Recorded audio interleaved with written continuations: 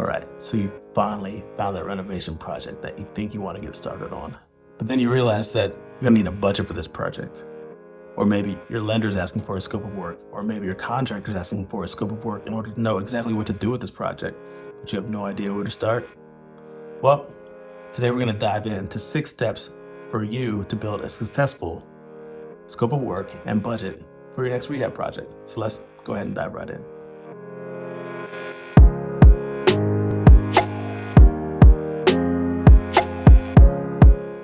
Hello out there. Welcome back to Chapman True. If you've never been here before, welcome to Chapman True. We're here today to talk to you about real estate investing, things like that. And today we're going to talk about something very special and very dear to my heart. Is it dear to your heart? Dear to my heart. More than me? More than you. More than Makai? More than you. Which is budgeting and scope of work. We have a lot of people that ask us, how do you build a budget? How do you actually build out your scope of work? How do you let the contractors know what you're going to do, what you need to be done, what all the things that need to happen? Well, today we're going to talk about that. But before we talk about that, can I ask you a question? No. Well, you're going to anyway. Yes, I am. Why did the budget go to therapy? Because it couldn't balance his life. All right, so before getting into it, if you guys like what you guys see, if you don't like what you see, please like, subscribe, share, do all those things to say on YouTube. Let's dive into budgets and scope of work. Yeah. So in a previous video, we actually went through a property that we were just getting started on and did an inspection checklist where we went through and marked down all the things that possibly needed to be done or that we would like to do in this project. So after that, the next step is the next step. Yeah. You make your list. You do your visual inspection. Mm-hmm. You write down everything that you see that needs to be done on a property that you want to have done in the renovation. And then you have to be able to communicate that to whoever your contractor is, or even for yourself, so you know that you can stay on track down the line. And as we said before, building a budget, knowing how much you can spend, how much you're going to spend, is going to be essential if you want to make a profit on this renovation. Mm-hmm. Yep, and the scope of work and the budget go hand in hand. Mano y mano. They go hand in hand. And so it's very, very important to have a detailed scope of work because this is the roadmap for you and your contractor on what is going to happen on the project, what exactly you want done. If you've ever been in a situation where there's been mixed communication and things aren't super clear, it's really not fun. I think about how our marriage is like that a lot, where I tell you something and you hear what you want to hear, and then you do something else, and I say, but I told you, and you say, oh, no, you didn't. Same thing, but imagine on a larger scale. This is why you need a scope of work. Maybe we should get a scope of work for our marriage. Oh, you're talking to me? All I heard was, let's go out and get some beer later. Yeah, that's about Anyways, right. As you were. So the first and most important thing is understanding the scope of work. So what is a scope of work? So the scope of work is really what kickstarts your project. It's what gives you, like I said, the roadmap for your contractor and you to know what exactly you want to do with the project. And the more detailed, the better on this. So there's clarity from the beginning with you and your contractor.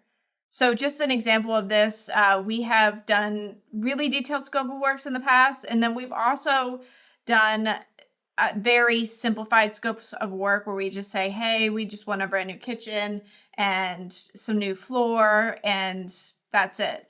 And what we have found is when it's not really detailed, a lot of stuff gets lost in the mix. So for example, if you're going to paint the exterior of a home, what are you painting on the exterior of the home? Is it going to be the siding and the soffit and the door?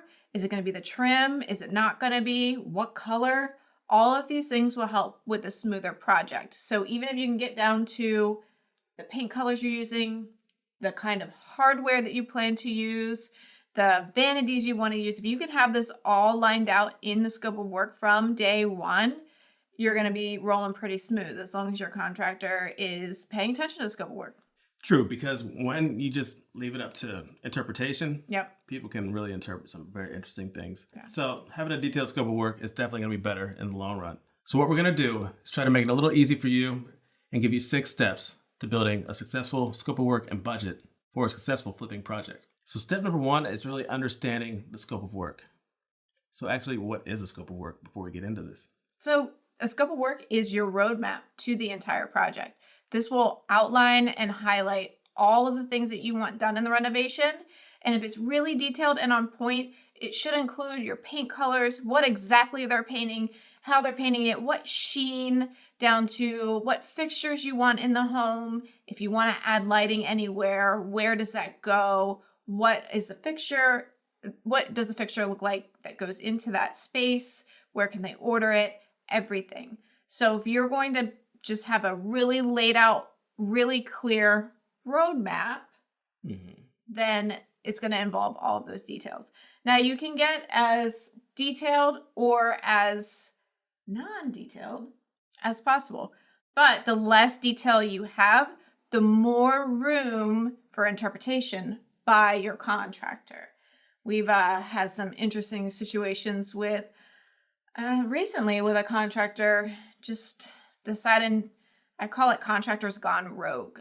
For example, the one house we just walked up on, they did some crazy thing with shutters they decided to make. It was nice. It was a very like Pinteresty sort No, of crafty don't throw table. Pinterest into that. It No, was I don't like, know. If your 8-year-old made a If your coffee table for 8-year-old you. was on acid and decided to make shutters. Yeah, envision that. That's what happened. But at the same time, there is an opportunity if you are kind of a hands-off sort of investor where, you know, if you have a good contractor that you trust to make these kind of decisions, or an interior designer or exterior designer that can take a lead on these things and do that, because if that's not your strong suit, then it might be better for somebody else to make those decisions. Yep. And make sure that you're going through, if a contractor is going to be taking over the design, make sure that you're looking at their past projects and that they are meeting the criteria that you would want to see in your project. So for example, we do actually have a contractor. This is not the same contractor as the shutters, but we do have a contractor company who will handle all the design for us if we need it, which takes some time off of our hands as we need it on projects, even though we love the design part. So it can work either way. And in those scope of works, I don't need to add all of those things. So it does save some time. So it saves time on that and finding the materials. But you have to make sure you have the right contractor when you're doing something like that. All right, so let's talk about step number 2, which is identify your renovation goals. Yep. And this is very important from the start of the project to know what the goal is of your project. It's true. Where do you want to go? What level renovation are you going to do? Because this is the basis to create that scope of work, and it should also be included in all of your budgets. So if you're planning for a light renovation, you don't want to go all in and tear everything down to the studs, right? So speaking of studs, if you want to do a renovation and you want to do a light renovation, you want to just do an easy flip, you're not going to take it down to the studs, right? And why would you not do that? Why, like, what would determine what kind of renovation you're going to do? That's your market, and that's the comps in the area, and also your personal game plan with the property. So look at the numbers, see what works. Maybe a neighborhood doesn't call for a full tear everything down renovation. You just throw some paint and some flooring in, be good to go, because that's what the comps are saying. So it's going to be very market and even down to the neighborhood specific of what you need to do on that renovation. All right, so step number 3. Step number 3 would be utilizing your inspection checklist that we talked about earlier. So in another video, if you look through our older videos, you'll see that one where we walk through and do the inspection checklist. This is kind of where that comes into play. Yep. And your inspection checklist is what you're going to use when you walk through the property to identify all the areas and things that need to be addressed in the home. In addition, if you get a pre-inspection, which we also hit a little bit on inspections in another video as well, but if you're getting a pre-inspection, you would want to include those into the scope of work for things that you may not be able to visually see, but an inspector will call out. When somebody goes to buy, you want to make sure that you're hitting those points during your renovation as well. So by utilizing this inspection checklist as you're walking through, this is basically the foundation to create your scope of work and all of your budgeting, because it will tell you exactly what you plan to do, areas of maybe rotting wood on the outside, or a window that's broken, or a door that needs to be changed out. It's going to go through all of that and give you a very easy way to go through and start building out your scope of work. So let's go ahead and talk about step number 4, which is crafting a comprehensive or not so comprehensive scope of work depending on your goals. So what does it look like to craft a comprehensive scope of work?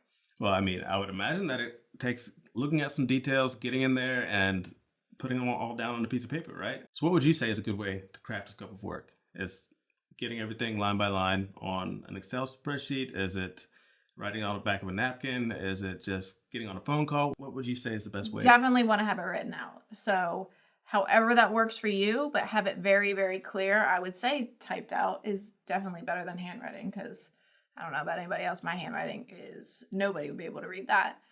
But having it very detailed. So down to the paint color, down to what kind of fixtures that you want, exactly what you want done, what walls you want removed if you're going to be removing walls in the scope of work. If you're going to be doing demo, what are you going to demo out of the house? Because it could get a little tricky if you just say renovate the kitchen, but you were thinking that it was just painting cabinets and changing out countertops, and the contractor goes in and tears out the whole kitchen, and now you got to replace all the cabinets and everything in the kitchen. You didn't plan for that in the budget. So having everything just really, really clear from the exterior to the interior and in between, having it all lined out and is a great point of reference back to the scope of work. Because 2 months in, you may say your contractor may do something, and if you have it really outlined in the scope of work, you can call them out on it and say, hey, Joe Schmo, we didn't talk about the shutters looking like this. This is what we wanted with the shutters. Why is this on the house? So crafting your scope of work would be getting it outlined and detailed on the piece of paper, on the spreadsheet, on whatever it is. And then you would go to, I guess, what would be step number 5. Which would be very, very important, the budgets. Right. So some of these things can be interchanged a little bit. Like you can go back and forth between step number 4 and step number 5, because sometimes you need to get the numbers in line to know what you even have to work with before getting out the detailed scope of work and comprehensive scope of work. So let's go ahead and talk about number 5, which is building your budget for this project. So step number 5 is budgeting like a pro. And how do you budget like a pro? You got to get some numbers behind it, right? So you take that scope of work that you have and you go through line by line, or vice versa. Like we said, if it's easier for you to start with the budget in mind, then you go line by line on the budget and create your scope of work in the reverse. But you want to have numbers to those line items. So how much is it going to cost you to paint the house, to put in new cabinets, to add that addition that you want to add on? Anything that's going to happen with the house, you need to put a number to it so you know what you're budgeting for. So if something comes up during the project, you know where you're at. Which is not always easy to do, especially when you're first getting started, because, how do you know how much it's going to cost to put in a countertop outside of calling people with the dimensions and figuring out exactly how much it's going to cost? So that can be kind of time consuming. But as you start to build and you do your second project and your third project and your fourth project, you can kind of fall back on these numbers and kind of go from there. But as time goes on, things change. So like the price of lumber, things like that, they'll go up and down. Price of wiring, things like that, they go up and down. Take a little time at the very beginning to get these line items down and figure out as close of a cost as you can, because these things, like we said, are going to fluctuate. And then you'll have a better idea for your next projects. All right, so let's talk about step number 6. And step number 6 is calculating the overall cost of your project. Yep, so that's your renovation costs. You want to have a contingency in there too, because as much as you want the budget to be a certain number and you have everything line itemed out, something's coming up. I can promise you that. So a 10% contingency is a good place to start. If you've got a lot of unknowns, we'll do up to 20 to 25%, depending on how many unknown variables there are in the mix. And remember, when you're running your numbers, it's better to err on the side of caution. If you think maybe you need to replace a roof, put that in there and make sure you're negotiating based on that. Because if you find out that you have to replace a roof and you didn't budget for it and you don't have much of a contingency, that's going to hurt. So when in doubt, write it out. Put it on there. So when you're budgeting, you want to have your renovation costs, you want to have your purchase price, what you're selling it for, your holding costs, and your selling and buying costs that are going to be associated with that. So make sure that you know your numbers on the project as well when you're budgeting, not just the purchase price and the renovation minus what you think you're going to sell it for, because there are a lot of other expenses in there that you may not have thought of if you haven't flipped a property before. So make sure that you are very aware of all the costs associated with flipping a house as you're preparing your budgets. We made a video in the past about that if you want to get more details about like the hidden costs of flipping when it comes to those sort of costs. So if you want to take a look at that, go scroll through our videos. And that's also something that you want to take into mind when you're doing like a sight unseen sort of deal, because if you can't get in there and you can't see what's going to happen, you got to go for the worst case scenario. So something to think about along the way. So those are 6 steps to get you started with creating a successful budget and scope of work for a successful project. Now, there's going to always be some things that happen that are different from what we said and little things here and there, but it gives you kind of a basis to kind of get you started, especially if you're just getting started in this thing. So thank you guys very much for hanging out with us again. Please make sure to like, subscribe, share, do all those things they say to do on YouTube. I want to leave you with this little nugget of wisdom, which is, why did the budget go on the diet? Because it wanted to cut down on the spending, which is something that you should do when thinking about these projects. Thank you guys very much. See you next time. Bye.